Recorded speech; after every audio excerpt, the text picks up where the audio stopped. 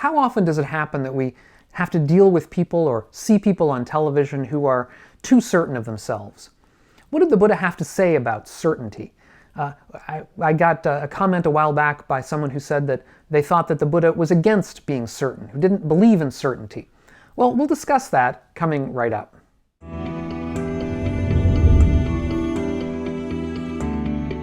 I'm Doug Smith of the Online Dharma Institute. That's onlinedharma.org. If you're new to this channel and interested in living a wiser and a kinder and a calmer life, consider subscribing to the channel. And if you click the bell down below, you'll receive notifications when I come out with new videos. If you're interested in a deeper dive into some of these topics in early Buddhism, check out my courses over on the Online Dharma Institute. Certainty. Is it a problem? Is it something we have to learn to deal with? Well, one of the issues certainly with certainty is that it tends to go hand in hand with arrogance, with a kind of an overinflated sense of ourselves and our abilities, and what we know, what we think we know. There is an expression that's used often in early Buddhist texts that the Buddha uses to describe his opponent's kind of viewpoints, or that his opponents in these dialogues say themselves, which is, only this is true and anything else is wrong. Or as Bhante Sujato translates it, this is the only truth, other ideas are silly. Now, Bhante Sujato translates the term moga as silly. It's a little bit, I think, harsher than that. It means something more like empty or vain or worthless. It means basically false.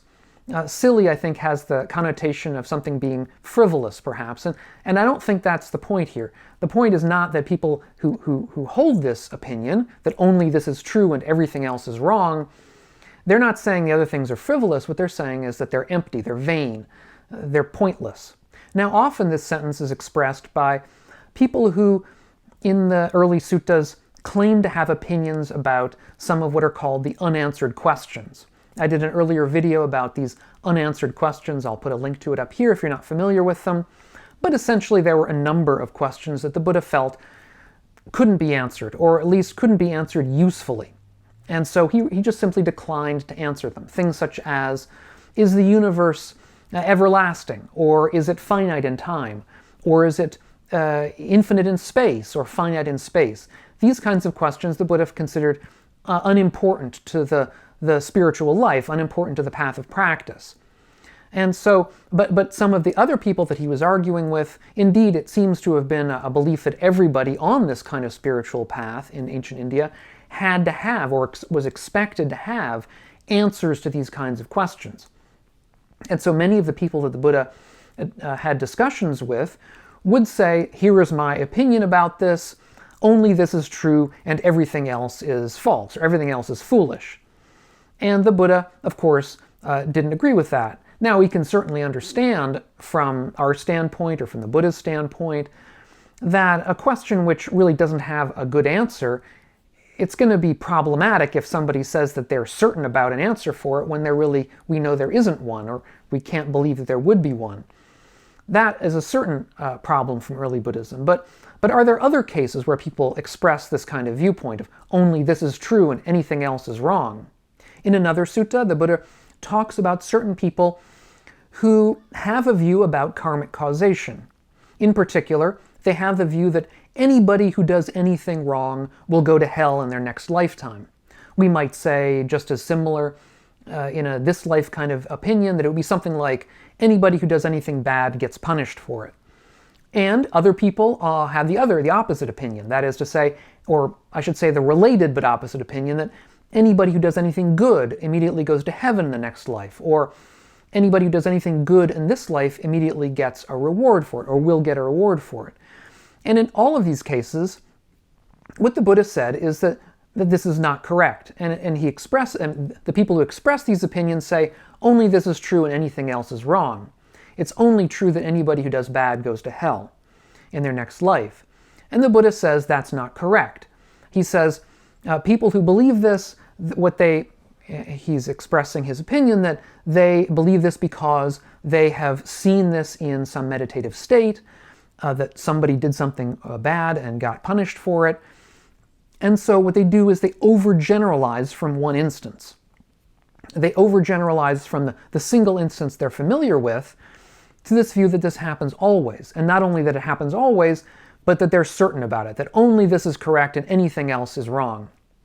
But for the Buddha, what the Buddha says is that no, these are not always correct, that sometimes people do bad things, but good things happen to them because they've done other things that are good.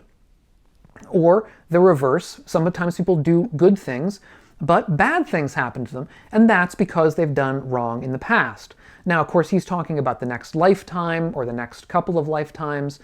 We might also say that chance can intervene, and indeed the Buddha himself in different suttas talked about the fact that chance sometimes does intervene, that we're not everything that happens to us because of our karma.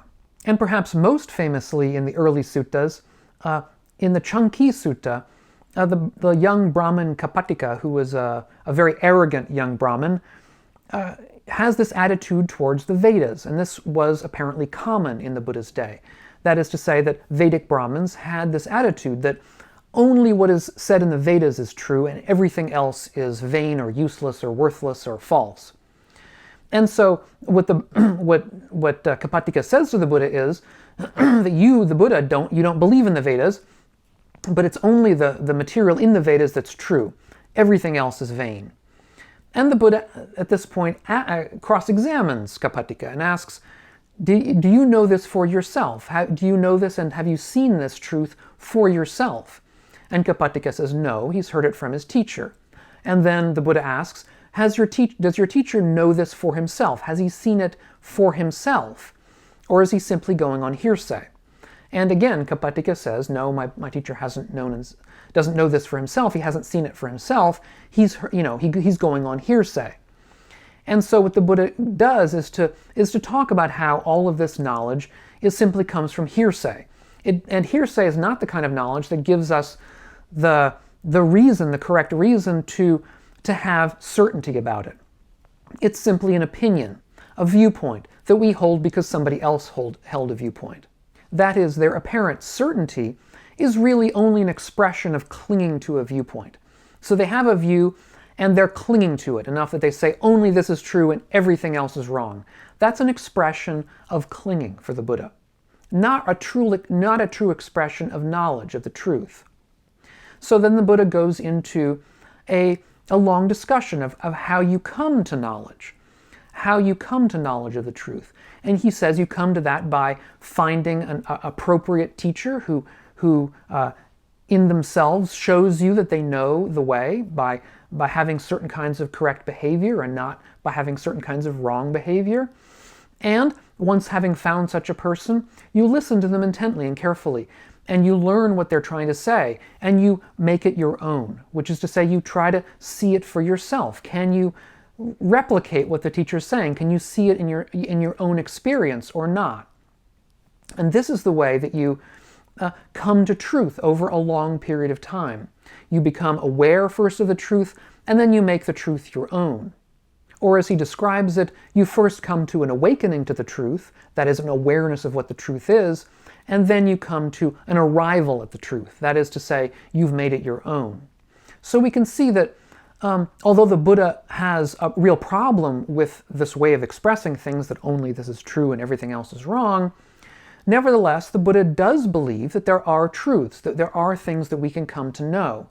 But that to do them, we have to know them, to come to this arrival at the truth, we have to put in a path of practice. We have to come to an awareness of these through our own experience, rather than through relying on the experience of others. That is, real certainty, justified certainty, is more than simply having a strong opinion about something, is more than simply clinging to a view. And I think many of us, myself included, tended to think of certainty as the extent to which you were emotionally attached to a particular viewpoint. And I think, I know for myself in my early youth, when I was in graduate school, when I was an undergraduate, in college and university, studying philosophy and other things, my general feeling was that I could become certain about something simply by holding to it very strongly, that no matter what viewpoint I might express in a philosophy class, if I expressed it with sufficient conviction and strength, that is to say, only this is true and anything else is foolish, that I would be expressing certainty. And that's not the Buddha's viewpoint. In a different sutta, the Buddha talks about whether, no matter what it is that we claim to know, whether we claim to know that all things are true, as he says some people believe, or that nothing is true, as he says other people believe, or that some things are true and some things aren't true, as he says a third group of people believe, no matter which of these viewpoints we have, or something else, something in between, whatever, if we hold to it very strongly in this way of saying only this is true and everything else is false, what we're going to end up doing is falling into arguments and disputes. That is to say, the problem with certainty in this difficult sense, in this sense that the Buddha doesn't like, the problem with this kind of certainty is that it only gets us into anger. It tends to foment, it tends to produce anger in ourselves, anger towards others. It tends to produce arguments, it tends to produce enmity, because we say, only this is true, that nothing is true, or only this is true, that only some things are true. And we'll have other people who disagree with us, we get into quarrels, we start disliking them, they start disliking us. That's not a good way forward. Indeed, if we haven't seen for ourselves, if we don't know through our own experience that something is true, then it's best not to claim certainty about it. And indeed, in another sutta, the Buddha talks about people who have the view about awakening. That is to say that awakening is possible, that it's possible to overcome birth and death. Or we might even say, in a similar vein to the way the Buddha discussed the matter with the Kalamas in the Kalama Sutta, that having a view about rebirth, if you haven't seen rebirth for yourself, is only a view. It's only a view that comes from somebody else. And in the same way that awakening, if you haven't seen it for yourself, is only a view that comes from others, you should not hold to it as saying only this is true and everything else is false. Only it's true, it's only true that we can achieve awakening and anybody who denies it is a fool. Or only it's true that rebirth is true and that if anybody denies it, they're a fool. These are the kinds of viewpoints that the Buddha actually argued against. That we should only hold these views if we believe we've seen them for ourselves. And indeed, the Buddha did believe that he had seen this for himself. He believed that he had arrived at the truth. He believed that he had arrived at the correct path to attain awakening. And since he had arrived at this path and seen it for himself, and seen awakening for himself, he therefore knew about it. He knew about it from his own experience. And so, what the Buddha is not trying to do, he's not trying to say that there's no such thing as truth. What he's trying to say is that certainty is something that really should only be expressed when we have as it were, the right to express it. That is to say, we're not expressing it through clinging. It's not an expression of our clinging to a viewpoint.